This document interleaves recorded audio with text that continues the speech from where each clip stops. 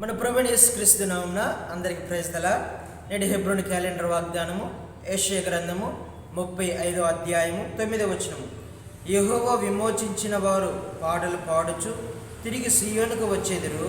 వారి తలల మీద నిత్య సంతోషముండును. వారు ఆనంద సంతోషములు గల వారై వచ్చెదరు.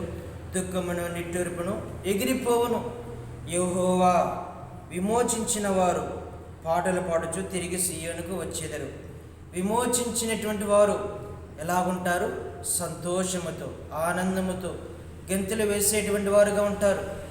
వారి జీవితంలో దుఃఖము నిట్టూర్పు ఉండదు. ఎందుకని? విమోచించబడినటువంటి వారు రక్షణార్థమైనటువంటి దుఃఖమే ఉంటుంది కానీ, ఆత్మ సంబంధమైనటువంటి దుఃఖమే ఉంటుంది కానీ, ఈ లోక సంబంధమైనటువంటి దుఃఖము, వేదన, కన్నీరు ఇవి ఉండవు. దేవుని యొక్క రక్తంలో కడగబడినటువంటి మన యొక్క జీవితము ఆత్మానుసారముగా జీవించినట్టు అయితే ఈ లోక సంబంధమైనటువంటి దుఃఖాలు మనకు ఉండవు. ఇవి కొంతకాలం ఉండేటువంటివే, అల్పకాలం ఉండేటువంటివే. కానీ సంతోషము, ఎప్పుడు సంతోషము?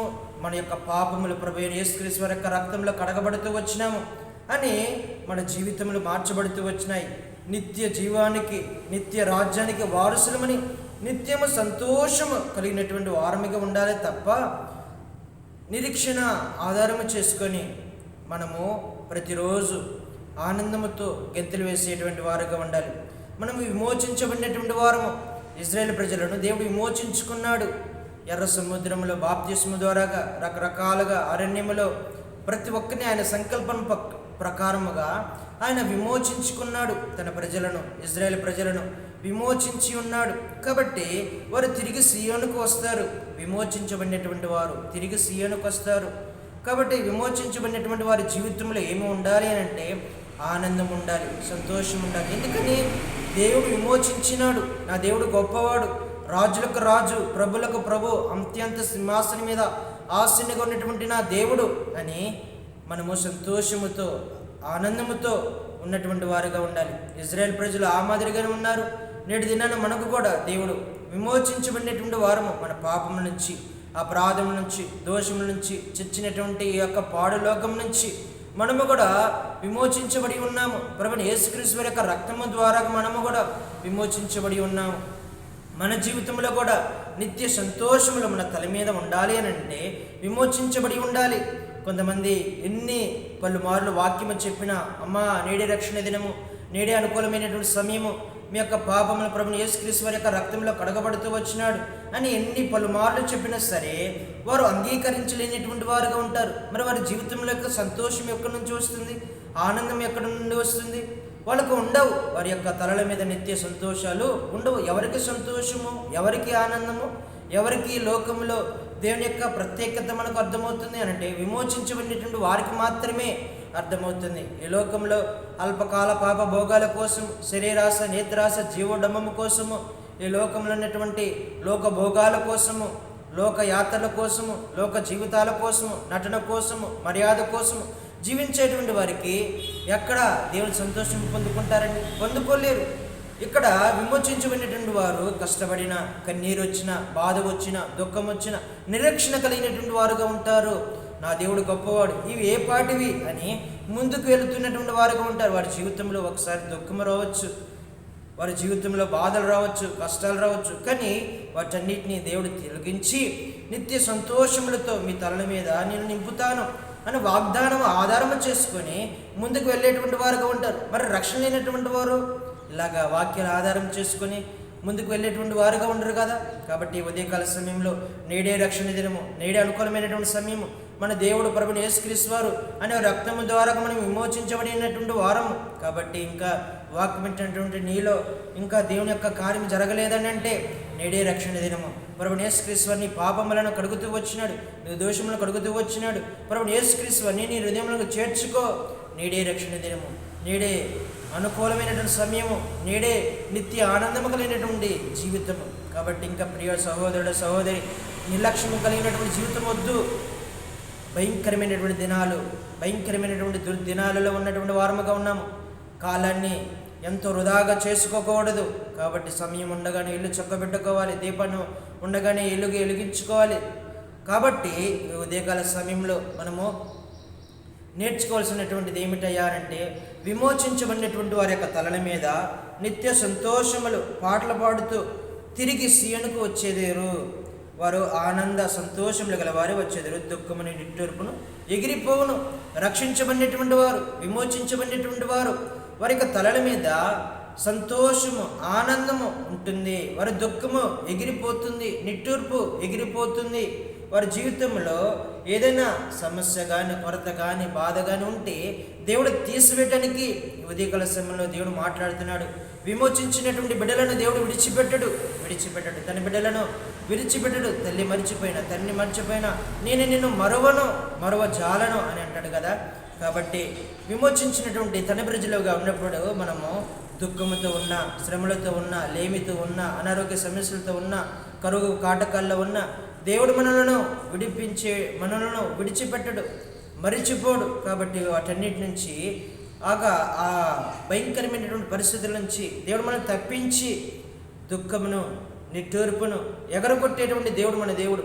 ఇక్కడ మనం చూస్తే యెషయా గ్రంథము 35వ అధ్యాయము 1వ వచనంలో, అరణ్యమును ఎండిన భూమి సంతోషించును, అడవి ఉల్లాసించి కస్తూరి పుష్పం వలె పుయ్యును, అది బహుగా పుయ్యించి ఉల్లాసించి సంగీతములు పాడును, లెబనోను సౌందర్యములు దానికి కలుగును, కర్మేలు షారోలకున్న సొగసు దానికి ఉన్నను, అవి యెహోవా మహిమ మన దేవుని తేజస్సును చూచును.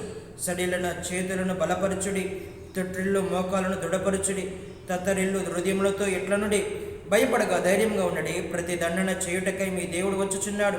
ప్రతి దండన దేవుడు చేయదగిన ప్రతీకారం ఆయన చేయను. ఆయన వచ్చి తానే మిమ్మను రక్షించును. కాబట్టి ఇక్కడ అరణ్యము, ఎండిపోయినటువంటి భూమి సంతోషము, ఒకప్పుడు ఎండిపోయినటువంటి జీవితము, అరణ్యము, మొక్కలన్నీ, చెట్లన్నీ ఎండిపోయినటువంటి జీవితము. కానీ ఇక్కడ సంతోషము.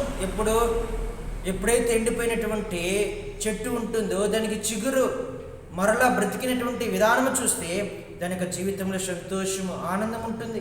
అలాగే ఎండినటువంటి భూమి కూడా ఎప్పుడు అలాగే ఎండిపోయినటువంటిది దానికే ఉండకుండా అది నీటితో తడపబడి అనేకమైనటువంటి వారికి ఉపయోగకరంగా ఉంటే అది ఎంతో సంతోషకరంగా ఉంటుంది. ఇక్కడ అరణ్యము, భూమి, ఎండిపోయినటువంటి భూమి సంతోషపడుతున్నాయి. ఎండిపోయినటువంటి జీవితము, ఎండిపోయినటువంటి మొక్కలు ఇక్కడ మనం చూస్తూ ఉన్నాము. అవి అడవి ఉల్లాసించే కస్తూరపు పుష్పముల వలె పుయ్యను. ఇప్పుడు పుష్పములతో కలకలలాడుతుంది. వారి యొక్క జీవితంలో కూడా ఇలాగ ఉన్నటువంటి వారి యొక్క వారి జీవితాలు ఇప్పుడు కూడా కలకలలాడేటువంటి జీవితము, సంతోషం కలిగినటువంటి జీవితము. ఇప్పుడు వరకు నీ జీవితంలో ఎండిపోయినటువంటి జీవితము ఉన్నదేమో, మూడుబారినటువంటి జీవితము ఉన్నదేమో, నువ్వు ఇంకా ఈ లోకంలో పడిపోయినటువంటి వాడివిగా, ఎండిపోయినటువంటి దానివిగా ఉన్నావేమో, ఆత్మీయతలో వెనకంజలో ఉన్నావేమో, సోమరతనం కలిగినటువంటి బిడలుగా ఉన్నావేమో.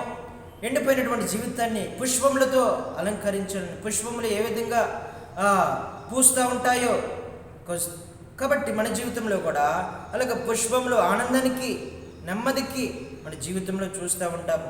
కాబట్టి మన జీవితంలో ఈ దినాన్న సంతోషము, ఆనందము, నెమ్మది, మన యొక్క సుఖ జీవితము కాలాన్ని గడుపుకునేటువంటి దినము ఈరోజు దేవుడు వాగ్దానము ద్వారా ఇవ్వాలని దేవుడు చూస్తూ ఉన్నాడు. తర్వాత చూస్తే సడిలిన చేతులను బలపరచుడి, బలహీనమైనటువంటి చేతులను దేవుడు బలపరచడానికి, తొట్టిల్లు మోకాలను దృఢపరచడానికి, తత్తరిల్లు హృదయములతో ఇట్ల నుండి భయపడక ధైర్యంగా నుండి ప్రతిదండన చేయటికి మీ దేవుడు వచ్చుచున్నాడు. ప్రతీకారమును ఆయన చేయను, ఆయన వచ్చి తానే మిమ్మల్ని రక్షించును. కాబట్టి ఇలాంటి వారి జీవితాన్ని ఎవరు రక్షిస్తారని? దేవుడు రక్షించాలి, దేవుడు కాపాడాలి. తొట్టిల్లినటువంటి వారి జీవితాన్ని కాపాడుతాడు, సడలిపోయినటువంటి చేతులను బలపరుస్తాడు, ప్రతి ఒక్క మోకాలను దృఢపరుస్తాడు, ఎండిపోయినటువంటి జీవితాలని దేవుడు బాగు చేస్తాడు. ఆయనే వచ్చి మనల్ని బాగు చేస్తాడు, రక్షిస్తాడు. కాబట్టి ఈ జీవితంలో ఎవరైతే ముందుకు వెళుతున్నటువంటి వారిగా ఉన్నారో, నిరుత్సాహం కలిగినటువంటి వారిగా ఉన్నారు, ఇక నా వల్ల కాదు, ఇక నాకు సాధ్యం అవ్వదు, ఎండిపోయినటువంటి జీవితము, మూడుబారినటువంటి జీవితము, ఇక నా దేవుడు నన్ను విడిచిపెట్టాడేమో, నాకు ఇక సంతోషం లేదు, ఆనందం లేదు అని నువ్వు అనుకుంటున్నావేమో. కానీ దేవుడు నిన్ను బలపరచుటకై, నీ చేతులను బలపరచుటకై దేవుడు ఈ ఉదయకాల సమయంలో నీతో మాట్లాడుతున్నాడు. నీ చేతులను బలపరచడానికి, నీ మోకాలను బలపరచడానికి, నీ యొక్క సరైనటువంటి చేతులను దృఢపరచడానికి దేవుడు వచ్చుచున్నాడు, దేవుడు వచ్చినాడు. కాబట్టి మనము దేవుని పాదాలు పట్టుకోవాలి, దేవుని సన్నిధికి రావాలి, దేవుని ప్రేమించాలి, దేవుని ప్రార్థన చేసుకునేటువంటి వారముగా ఉండాలి. కాబట్టి అలాంటి వారి జీవితంలో ఎప్పుడూ సంతోషములతో ఆనందంతో ఉన్నటువంటి వారిగా ఉంటాం. ఇక్కడ చూస్తే గుడ్డివారి కన్నులు తెరవబడును, చెవిటి వారి చెవులు వినబడును, కుంటివాడు దొప్పివాళ్ళు గంతులు వేయును, మోగువాని నాలుక పాడును, అరణ్యమును నీళ్ళు ఊపుకును. ఇలాంటి వారిని దేవుడు ఎంతో బలపరిచినటువంటి విధానం చూస్తున్నాము కదా. గుడ్డి వారికి కన్నులు ఇవ్వడము, చెవిటి వారి చెవులు వినబడము, కుంటివాడు దుప్పివలే గంతులు వేయడము, మోగువాని నాలుక పాడును, అరణ్యంలో నీళ్లు ఊపుకును. ఎండిపోయినటువంటి జీవితాల్లో నీళ్లు ఊపుకుతుంది. వాక్యము ఎప్పుడైతే మన హృదయాల్లో ఉంటుందో, వాక్యం ఎప్పుడైతే మన హృదయం అనే పలక మీద భద్రమ చేసుకుంటామో, ఇలాగ మనము కూడా ఆశీర్వాదము పొందుకునేటువంటి వారముగా ఉంటాము, దేవుని పొందుకునేటువంటి వారముగా ఉంటాము. ఇక మన జీవితాల్లో దుఃఖము నిట్టూర్పు ఎక్కడి నుంచి వస్తాయండి? ఒకవేళ వచ్చినా సరే నేను బలపరుస్తాను, దృఢపరుస్తాను, నేను మీకు తోడుగా ఉంటాను, నేను రక్షిస్తాను అని దేవుడు వాగ్దానం ఇస్తున్నాడు కదా. నేటి దినాల్లో మనకు అలాంటి వాగ్దానాలు పనిచేయవు. దేవుడు బలపరుస్తానన్నా దేవుడికి వ్యతిరేకంగా తిరుగుబాటు చేసి దూరంగా ఉండేటువంటి వారుగా ఉంటారు. కాబట్టి మనం అలాగే ఉండకూడదు. ఉదయకాల సమయంలో దేవుడు నిన్ను బలపరచడానికి దేవుడు నీతో మాట్లాడుతున్నాడు. నీ జీవితాన్ని ఉబుకుచున్న నీటి ఊటు వల్ల చేయటానికి, నిత్యం నిన్ను నడిపించడానికి దేవుడి ఉదయకాల సమయంలో దేవుడు మనతో మాట్లాడుతున్నాడు. వారి తలని మీద నిత్య ఆనందమును, వారు ఆనంద సంతోషములు గల వారే వచ్చెదరు, దుఃఖమును నిట్టూర్పును ఎగిరిపోవును. ఎంతో భయంకరమైనటువంటి జీవితాల్లో ఉన్నారు. ఇప్పుడు సియోనుకు వచ్చేది, విమోచించబడినటువంటి వారు సియోనుకు, పరలోక రాజ్యంలో నిత్య సంతోషాలు ఉంటాయి, ఆనందాలు ఉంటాయి. అక్కడ దుఃఖము నిట్టూర్పులు ఏమీ ఉండవు, ఎగిరిపోతాయి. అక్కడ ఆనందము, సంతోషము, ఆరాధన, స్తుతి, ప్రతిది దేవుని ఆరాధించేటువంటిది అనేకమైనటువంటి కిరీటాలు మనకు ఇస్తున్నాడు. నిత్య ఆనందములతో సంతోషాలతో దేవుడు మనల్ని నింపుతూ ఉన్నాడు. విమోచించబడినటువంటి వారు తిరిగి సియోనుకు వచ్చేది. కాబట్టి విమోచించబడినటువంటి మనము నిరీక్షణ కలిగినటువంటి వారమై ఆ పరలోక రాజ్యంలో నిత్య సంతోషములతో మన తలల మీద ఉండి ఆ పరలోక రాజ్యంలోనికి చేరి అక్కడ కూడా నిత్య సంతోషములతో నింపబడినటువంటి వారముగా ఉంటాం. కాబట్టి ఈ భూమి మీదే మనము నిరీక్షణ కలవారివై మన తలల మీద నిత్య సంతోషంలో పొందుకునేటువంటి వారముగా ఉండి పరలోక రాజ్యంలో దేవుని కూడా ఆ మాదిరిగా ఆరాధించాలని, తిరిగి రావాలని దేవుడు ఇశ్రాయేలు ప్రజలకు ఏ విధంగా వాగ్దానం చేసి నడిపించినాడో అలాగ మనల్ని కూడా దేవుడు బలపరచడానికి ఈ జీవిత కాలంలో, ఈ జీవితం ఎలాంటిది? కొంతకాలమే, కొంత జీవితం వాటికి నిత్య సంతోషాలు ఆ పరలోక రాజ్యంలో ఉంటాయి. దుఃఖము నిట్టూర్పులు అక్కడ ఉండవు, వేదన ఉండదు, బాధ ఉండదు, ఆకలి దప్పులు ఉండదు, ప్రతిదీ ఏది కూడా ఉండదు. భౌతిక సంబంధమైనటువంటిది, శరీర సంబంధమైనటువంటిది ఏది కూడా ఉండదు. ఆత్మ సంబంధమైనటువంటి జీవితమే అక్కడ ఉంటుంది. కాబట్టి ఉదయకాల సమయంలో మన జీవితంలో దేవుడు చిగురించాలని, పువ్వులుగా వికసించాలని, బలపరచాలని, దృఢపరచాలని, దేవుడు మనల్ని రక్షించడానికి దేవుడు వస్తున్నాడు. కాబట్టి ఈ దినాన రక్షణ అయినటువంటి రక్షణ పొందుకోవాలి. రక్షించబడినటువంటి మనము సంతోషముతో పరలోక రాజ్యానికి సిద్ధపడేటువంటి వారముగా ఉండాలి. ఇలాగ దేవుడు మనందరిని సిద్ధపరిచి నడిపించునుగాక. ప్రార్థన చేసుకుందాం. పరిశుద్ధుడా, ప్రేమికుల తండ్రి, మీ పరిశుద్ధ నాన్ని బట్టి వందనాలు, స్తోత్రాలు చెల్లిసిన ప్రభావ. ఇది కాల సమయంలో మాతో మాట్లాడేందుకు వందనాలు ప్రభా. మీ రక్షణ లేకపోతే అనేక మంది నరకానికి బాధ్యులుగా ఉంటారు ప్రభా. వాక్యం ప్రతి ఒక్క కుటుంబంలో ప్రభు రక్షణ భాగ్యం దయచేయండి. నేడే రక్షణ దినం, నేడే అనుకూలమైన సమయము ప్రభా. మీరే సహాయం చేయండి, మీరే కృప చూపించండి. రక్షించబడినటువంటి మేము కూడా పరలోక రాజ్యానికి వారసులుగా ఉండటానికి తగిన ప్రభా సంతోషము, ఆనందం కలిగినటువంటి జీవితము, నిరీక్షణ కలిగినటువంటి జీవితము, మీకు మహిమకరం కలిగినటువంటి జీవితము ప్రభా జీవించేటువంటి భాగ్యము మాకు కూడా దయచేయండి ప్రభా. అక్కడ దుఃఖము నిట్టూర్పు ఉండవు ప్రభా. అలాగా నిరీక్షణతో మేము కూడా మా జీవితకాల యాత్రలు, మా రక్షణ కాపాడుకుని ముందుకు కొనసాగడానికి మాతో మాట్లాడి సరిచేసినందుకు మీకు హృదయమార కృతజ్ఞతాస్తుతులు చెల్లిస్తూ వాక్యం ప్రతి ఒక్క కుటుంబాన్ని దీవించి ఆశీర్వదిస్తున్నామని ప్రార్థన చేస్తుంది. ఈ నా ప్రార్థన ప్రభువైన యేసుక్రీస్తు పరిశుద్ధ నామములో ప్రార్థించి అడిగి పెట్టుకున్నాం తండ్రి, ఆమేన్. అందరికి ప్రైజ్ ది లార్డ్.